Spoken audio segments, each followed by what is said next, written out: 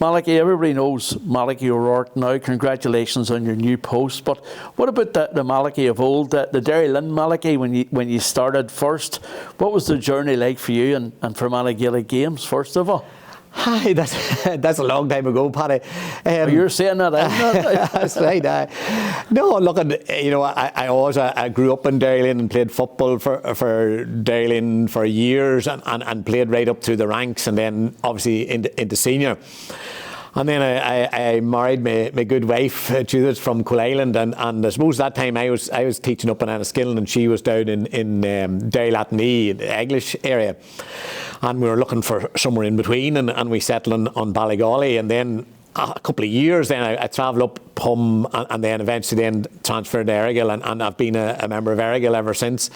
And hey, and and I've been in Tyrone ever since, obviously. So I'm in Tyrone now, 32 years living there. It's hard to believe where the time goes. I suppose in that time as well, before you played with Errigal, you played with Derry Lynn, you'd won the Sigerson obviously as well with Jarlath Burns and Pascal Canavan, to name drop a couple. But also then you played with Fermanagh, 10 years with Fermanagh, county football, and 2 championship successes. Did that sort of mould you then to think to yourself, I'm really going to go to coaching here? Was there something maybe just wasn't right there? You felt you delivered? Yeah, I always had a sort of a fascination with coaching for some reason, and even when I was playing and then when I was involved with Derry Lynn myself, I often, even as a young fella, I often used to take the training and always had a real interest in that side of the game. Then, as you say, I suppose in Fermanagh, I played for 10 years and we hadn't that much success. And I suppose I often look back and thought, what could we have done differently? And obviously we hadn't the resources that other counties had and different things like that. But then as I carried on the journey and started playing with Errigal Keir, and I was lucky enough to play under some great managers. And obviously when I came in, Danny Ball was there, doing Gallagher and those boys. And it was just then, I suppose learning as I went on and picking up things from different people. And then when I finished with Errigal Keir, and then I started, I suppose, the coaching journey myself. I started over in Monaghan with Holland, and you're supposed to trying to put into practice things that you learned that were good, and I suppose it's just a case of trying to evolve all the time. But probably to get back to your original, I always had a real curiosity on I suppose coaching and how to try and get the best out of people, and that's carried on over the years. There's no doubt. Obviously, you played at 2 championships in Tyrone, which was probably your best success really in the playing career. But in a management career, obviously, you did go to Holland, promotion for the first time in many years. You went to Loop, first Derry championship in almost 70 years. You went to Errigal, won a championship there as well. So at club level, you had great success. You've repeated that now in later years, obviously. But in terms of county, you went to Fermanagh, got them to the Ulster final for the first time, only their second time, the first time in many, many years. And obviously, Monaghan then tells its own story. 3 Ulster finals, 2 Ulster championship successes, and maybe unlucky at the All-Ireland journey as well. So you've enjoyed success certainly at club and inter-county management. Yeah, I've been lucky enough, Is that made up? Is that made up for the disappointment of the early years? I don't know, and I suppose you always like to win when you're playing, but I suppose a lot of it is your circumstances too, who you're playing with, where you've been born, and so on like that there. But no, I think it possibly would be that it give you an even greater hunger to try and win things as a coach and manager. But again, it was always, wherever I went, it was always about the collective and trying to mould everybody together. And it's no different here and anywhere else. It's if everybody is moving together in the same direction and everybody is really focused on a nearly like a higher purpose, that's when you get success. If it's fragmented and some people are with you, some people aren't with you, and that there, it's an awful lot harder. So no, it is. There's no doubt. Look, I've been lucky. I've enjoyed a lot of success along the way, and you enjoy the successes surely, but the whole journey has been brilliant, and you take some great memories and you meet some great people along the way, and that's probably the most enjoyable thing of all. It's really magic to moulding that unit, because you've had the success, as you said, at county and inter-county, and obviously in recent years the Derry success with Glen, a couple of titles in Ulster, and then obviously the Golden Goose, I suppose, the All-Ireland club. But was there anything special, or was it just coming together at the right time? Yeah, I don't know if there's anything special. I suppose you're you're looking at every aspect, and you learn as you go along. But it's a matter, as I said, of trying to get everyone on the same page. First of all, of giving them something to aim at, of making sure that everybody is valued. I think that's an important thing as well. That you don't take players for granted. And look, at the end of the day, in Tyrone, it's the players who are the most important people. And we have to do everything in our power to try and create an environment where them boys can flourish. If we do that and we take care of our side of things, well, then it's up to the players then to produce what they can on the field, But it's really important to I suppose, to get things in the right order, to make sure that the players have been well looked after, that the coaching setup's good, the whole backroom team is good. And if you do that, and people can see, can see what you're trying to do and buy into that, well, then you're halfway there. And after that, it's then about just improving the performance as you go along, and that whole idea of playing for the team, that's massive, obviously in team sport, but you have to make sure that people are working as a team, and that obviously gives you the best chance. No hesitation when Errigal proposed to put your name forward. There was no hesitation in your mind that you wanted to go for this job?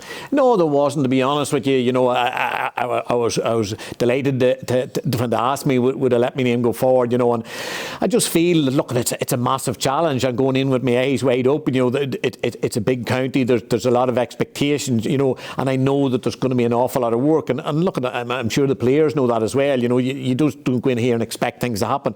So there's a lot of work to be done, but at the same time, it's a great challenge, and there's a great panel of players there at the minute. There's also a lot of talent coming through, and that's a product of the club system, obviously, the school system, the other underage setups. So there's an awful lot of people have done an awful lot of work, and we just hope that we can come in and develop it further and build on different things.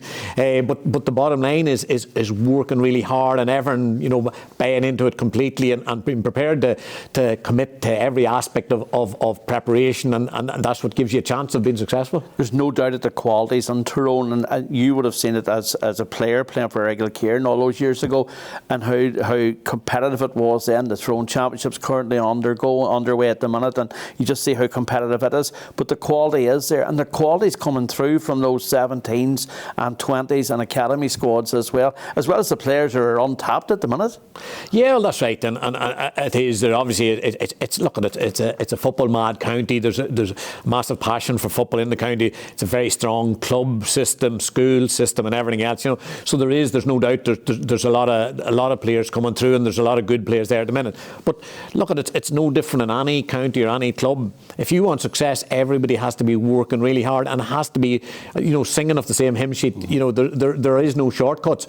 And look, that's hopefully what will be impressing the players. And I've no doubt that the players in the county are really committed, and I really look forward to getting a chance to meet them and to work with them and hopefully bring some success. The work rate ethic is very important. It's been throughout your career, from going back to the Sigerson right through to Holland, right through Errigal, and every team you have managed in the years since, Fermanagh and Monaghan as well. But that work ethic is very important, and that's evident in what you're saying there today. Yeah, that's right. And I suppose with any team, any successful team in any sport, if people aren't working for each other, you're not going to have much success. But it's easy saying all those things, and everybody, I'm sure, every single team goes out every single week, no matter what the competition is, talking about work rate and all the rest. So it's making sure that you're able to bring that to life. So that's the big challenge, and as you say, there is loads of talent. So it's trying to marry those two things, getting the really high work rate, getting fellas who are committed to the cause, and being prepared to work really hard for each other. Have you a time frame in mind now, what your plan is going forward now ahead of the start of your first season in church? No, well, here it's a matter at the minute of just I suppose seeing what's there. At the minute, it's just seeing what's working well. And as I said at the start, it's very much a case of putting in place an environment there where the boys can flourish and where the boys can reach their full potential. And you know, at the minute, look at myself and Ryan Porter and Leo McBride, who've been together now for 10 to 15 years, and I think that's very important as well, having that chemistry between the backroom team, and that, you know, I think that what players want is consistent messages. You know, they don't want one thing coming from one person. So I think that's very important, and there's a great trust between us, but we challenge each other as well. So the three of us will be there. We'll be getting another couple of people coming in along with us as well in the immediate management team, and then we'll be looking at all the backroom team as well, and looking to see what's there. You know, obviously I've worked with other people myself, and maybe possibility of bringing people in like that. But whatever adds value, we want to be, you know, the best in all those areas, and that's what the challenge is. But so look at it, we have a wee bit of time in our hands, and it's more important to take a measured approach and make sure we get the right people in place rather than rushing and maybe having the wrong people in. And there's always the danger of rushing and getting people in, or trying to fit people in together when they don't. So I think it's important just to take our time, get the right people in.